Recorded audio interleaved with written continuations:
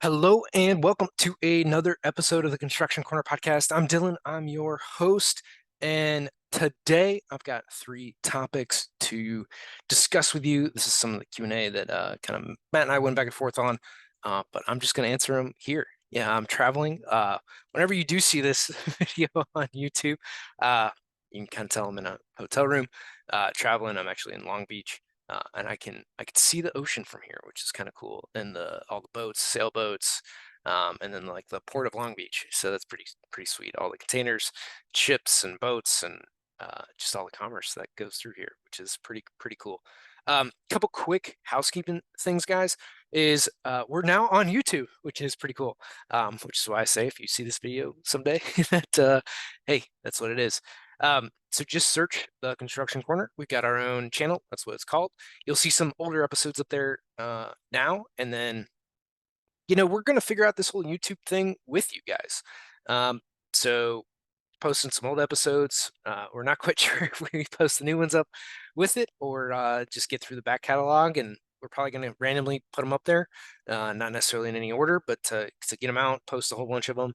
And again, we got to find all the content and go through it that way, since we've just been doing this on audio since I started it, heck, back in 2019, so 4.5 years now. So that's pretty cool. Really the only other housekeeping, guys, is if you like the show, share the show. That's it. We don't ask for anything. We don't charge anything. We don't do any of that, right? Like Matt and I do this out of one and getting the word out, right? We feel that in construction, y'all need to hear these things. We all need to learn, improve, grow together, right? The rising tide lifts all boats. There's probably going to be a lot of boat analogies because I'm staring at a bunch of boats today. So anyway, the rising tide lifts all boats, lifts all ships, and we want to help to raise the industry, to help you make you guys better, to help you with some of the things that we're doing and have implemented that have worked. And again, that's what we're doing this for, right? I feel like being a thought leader and stalwart and outspoken person within the industry is important, and to get this information out there is super critical to improving the industry as a whole. So the three things that I'm going to talk about today are systems and processes. Hopefully you're not too tired of me talking about that kind of stuff. What is the thing that will give you next level value to your clients? And what advice do I have for those starting out? So those are going to be three questions, and we'll go ahead and start to answer them here. All right, so systems and processes. What do you need to know about systems and processes? And how do I think about this? Well, first, you've got to think of systems and processes as a thought process, right? That is what it is. If you don't think of systems and processes in or think about things in a systematic way, in a process driven way, and how you're going to do it, how you're going to outline it, how you're going to have your team to segment it, who does what, then you're really not, it's always going to be ad hoc, right? You're not going to have a standard operating procedure for how you do things.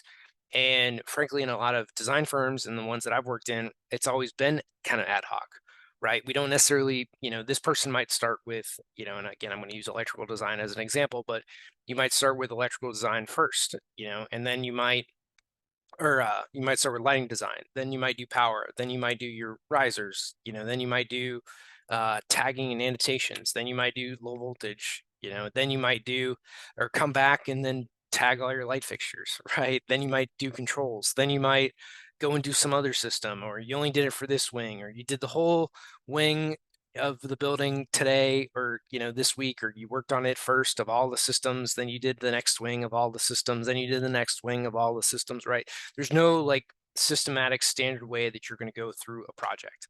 And so when you start to think in systems and processes, you're going to have a systematic standard way. And I get that this is very much the engineer in me talking about this, but the way that you can break this down into you do this first, or this person does, the lighting, right? This person does all the power, right? This person works on the riser. This person does all the data and low voltage stuff. This person does all the fire alarm design, right? And again, I know I get electrical as like a lot of systems, but in mechanical, it'd be like, this person's going to do load. This person's going to model all the ductwork. This person's going to model all the air terminals. This person's going to put in all the BEVs, right? Like there's things like that you can do throughout the project, right? Same in architecture, right? We're going to do all the space planning, then we're going to come back and put in ceilings, then we're going to, put in furniture, and however that gets split, with between architecture and interiors. Is the architect actually putting in all the furniture? Is interiors putting in all the furniture? Are we starting to put in whiteboards now or later, right? Like these are the things and the conversations that you can have and do that in a systematic approach to where, who's doing what gets cleared up very early in a project and a process so that you're able to move forward effectively through those projects, through the things that you're looking to do. So the more and more that you systemize and standardize and template a lot of things, right? This is a standard way we lay out a classroom, an office, a whatever space, right, that you're doing. You can see storage rooms, bathrooms, right? The more and more standardization that you have and templates for these things, the easier it is to train the next person, the easier it is to walk through a project, the easier it is to and more so to not forget stuff, right? Being a senior engineer, like I understand what needs to go into a project, what needs to go into a building, who's going to do what, but I have the propensity, like anybody else, to forget things in those projects, right? To forget that this needs to be done, right? You'll remember at some point, hopefully, in the project to do it, but we all forget stuff or get busy or whatever. And the more that we have a checklist to like just check stuff off, the better off we're going to be, right? It becomes that simple effectively in doing this. So templates, outlines, again, standard operating procedures, things like that are going to be what's going to help you to get through projects faster, right? And so some of this is like in, whether you do it through a spreadsheet, through a Word doc, right? You don't have to overthink this. It can be very simple, very easy, very shareable, right? You can print it off, have a printed copy, and everybody checks it off, that kind of stuff. You can do it digitally, right? However you want to go about this, it can be done very quickly and easily. But more so, and again, to go back to the first point, is you have to think in systems. You have to think in processes. You have to document them. And you do that, you think about it, you operate to where, how are we going to put this in a system? How are we going to standardize this? How are we going to put this into a process? Over time, you will become such an effective machine that you're just going to do so much better moving forward. So again, think in systems and processes. All right, number 2. What would be the one thing that if you could do it, it would provide next level value to your clients? So a few clients that I'm working with now, I'm trying to think about, as an electrical engineer, right, doing lighting, power, fire alarm, low voltage, security, access control, right, all the systems that electrical engineers end up having to design in a building, is what are the things that I could do that would provide a differentiator that would separate me from all my competition? And one of the things that I really got to thinking about is, because we don't understand, or like engineers, historically don't price things, is, by providing price to, or providing pricing or do price schedules, right, and costing throughout the project, right, to have a partner on some of these projects and to be able to provide, estimates that are actual market estimates, right, to work with the electrical contractor to get some actual market pricing for units, right, like a light installation for a receptacle, a panel, right, like to get some of these actual rates, would be to then, as I go through a project, build in pricing schedules so that I understand where our budget needs to be for, electrical or whatever, and then to be able to provide um, alternative design structures for them. And the reason that nobody does this is because the modeling time in a project is high. right? Like lighting, for example. So like, let me just go through the systems real quick in electrical design. So fire alarm, um, nobody ever VEs. There's like never a VE in fire alarm. You need a device, you need them there. It's a thing everybody gets written up for by the HGA. So you're never gonna like VE a fire alarm system. Not gonna happen. So, okay, fire alarm kind of off the table, right? You're just gonna design it to code, good. Power systems, right? So convenience outlets, panels, disconnects. You need that stuff. You're not going to VE it. The VE in power systems is going from copper to aluminum. That's it, right? Like, and usually it's like from copper to aluminum on your main cabling. That's the VE item. Maybe aluminum busing in panels, which again, aluminum busing in panels, I would not recommend. That cause like you're going to have issues down the road because of like heating and cooling cycles or load cycles basically through the panel. And yes, it'll work. They've come a long way in material science to do that, but again, it's not something that I would VE or recommend to VE.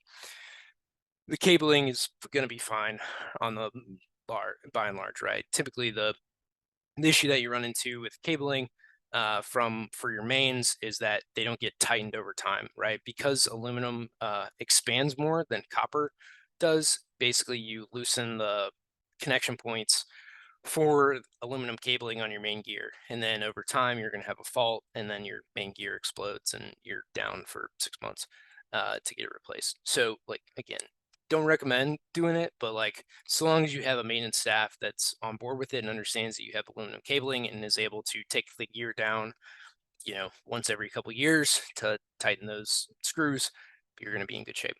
So, power systems really don't get VE'd. Data systems, it's not the data cabling necessarily that ever gets VE'd. It's like the maybe speaker systems or some of the technology, right? Like, not doing TV or projectors, right? You do TVs instead. So ultimately, no data systems ever get VE'd either. And then really the only thing that ends up getting VE'd where design iterations are crucial is lighting. But again, that means you have to do with lighting, you've got to do calculations for every single room to figure out spacing to then place them. And then you have to do that for every room. And you know, go through that whole process. You get counts, you then have to do costs. And that is a lot of work.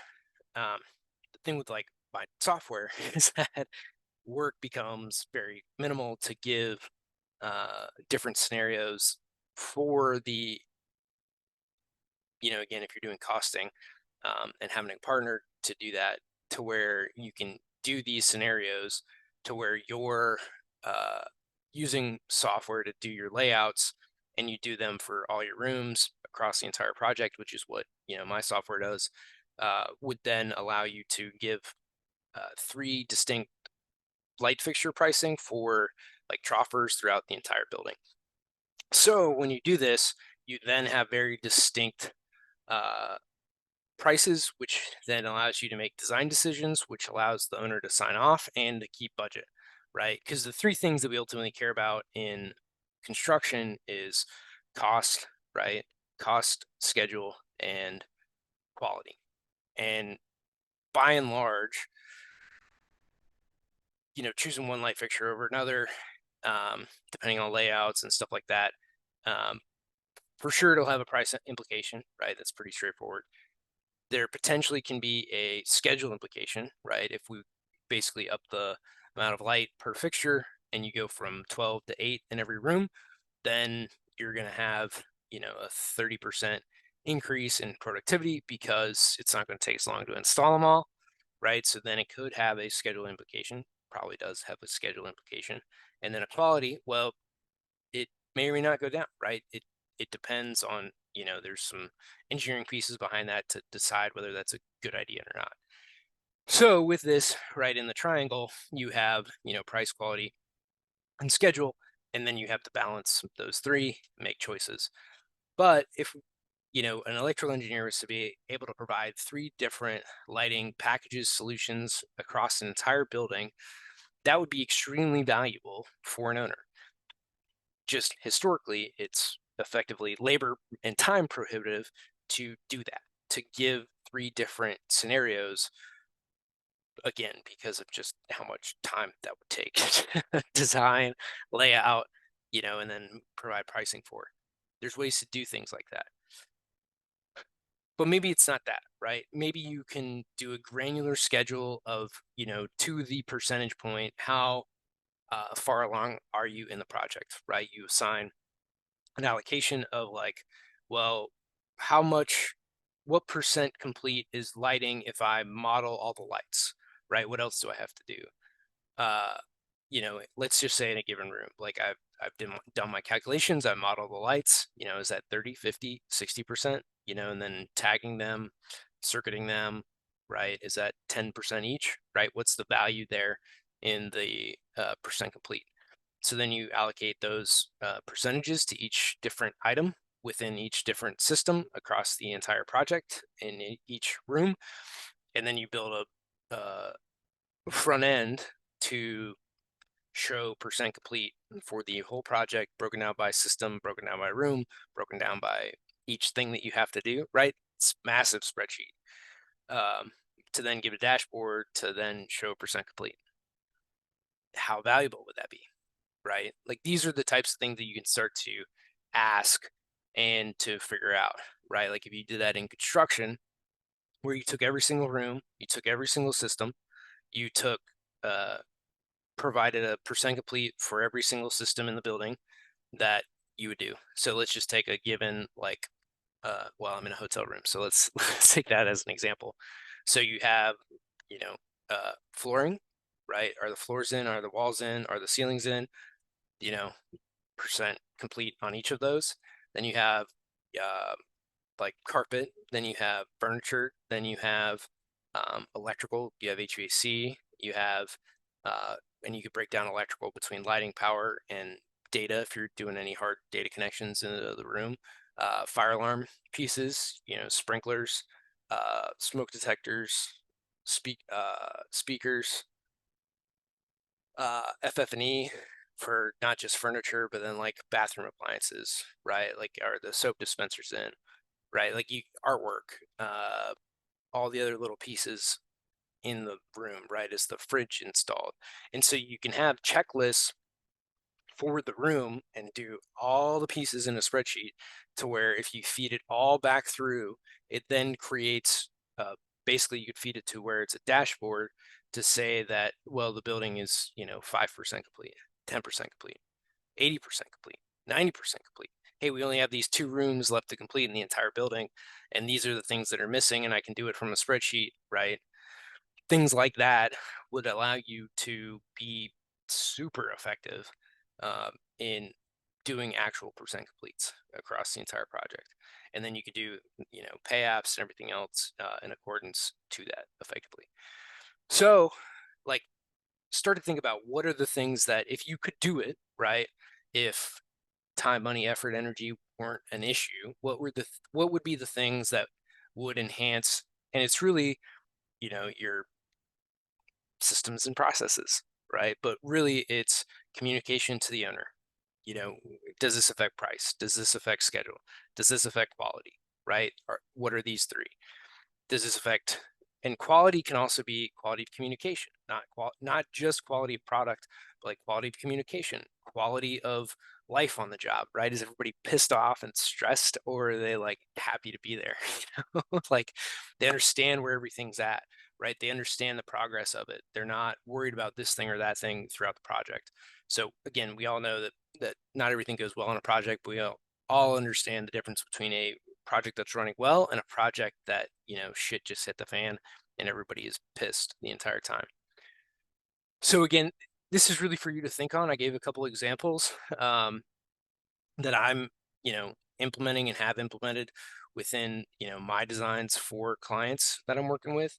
But again, is to think about what can take you to the next level, what can provide additional value to the owner, what communication thing can you put in place that is better than everybody else, right? Everybody provides a weekly update. Whoop-de-doo. How do you make that special? Everybody provides a daily job report. How do you make that special, right? These are the things that you can do to improve the value of your value to your clients. And again, this could be a subcontractor to the GC, right? Like, what do you do to make their life easier, right? Because they're ultimately your client. The owner's your client too, but the GC is really your client. Okay, third question.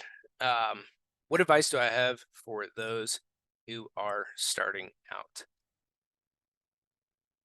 I've worked on some very big projects, right? I've jumped the ladder, if you will, in my career, right? Mainly through getting my license, getting my MBA simultaneously, getting into management. We did like 1.5 million square feet of educational facilities a year, which, is like 300 million in like design value a year for educational facilities. I did 100 million in um, healthcare, right? Again, being a senior engineer, being licensed, things like that, really jumped me up the track. So I skipped a lot of the, do small projects, work your way up, that type of thing until I started Cowbung Studios. Then it changed, right? And I've done design work, done uh, design work for clients, modeling for clients, software for clients, right? All these things. And the thing that really held me back that I should have been more open to is in the beginning, take anything and everything that you can. Say yes to everything. Do all of it. I was a lot more selective in the beginning, partially because I had enough runway to where I didn't need to take projects. But what I missed out on, and this is a lesson learned here, is what I missed out on by not taking some of those projects is I missed out on developing relationships with clients that I should have developed, right? I don't know where those relationships would have taken me. They could have taken me into software. They could have taken me into doing design work. They could have taken me a lot of places. I just have no idea where they could have gone because I didn't go down that road, right? I was more focused on software, on development, on that kind of thing versus helping the end client. And if you're focused on helping your end clients, right, with anything and everything that they need, you will succeed. Period. End of story. You don't know where that's going to take you. You might have an idea of what that can look like, but you ultimately don't know. You have no idea where that can lead you, what that's going to be, how that's going to turn out, right? Like you could ultimately be a partner in the firm, right? Maybe you buy the firm. And so you just don't know. So my recommendation to anybody starting out, in construction, right, is to, and again, whether this is design, whether this is architecture, engineering, whether this is construction as a GC, a specialty trade, um, specialty contractor, whatever you are, right, through that is to take any and every project that you can, take things that may or may not make sense at the time, but you ultimately want to work with that client, right? So it'll make sense if you can help the client, even though it may or may not be completely in the sphere of work that you want to do. And Matt might disagree with me, right? This is my opinion alone. Um, but to take those projects, right? You never know where it's going to be. And there's going to be clients, even when you're big working on, like I had mentioned, right, 300 million worth of educational space a year, 100 million in healthcare. You're going to have those projects for those owners that are like bathroom remodels, right? But you do them because you're going to serve that client, and you didn't think twice about, like, in the engineering world, in the firms that I was in, we never thought twice about doing those little projects for those clients because it was serving that client.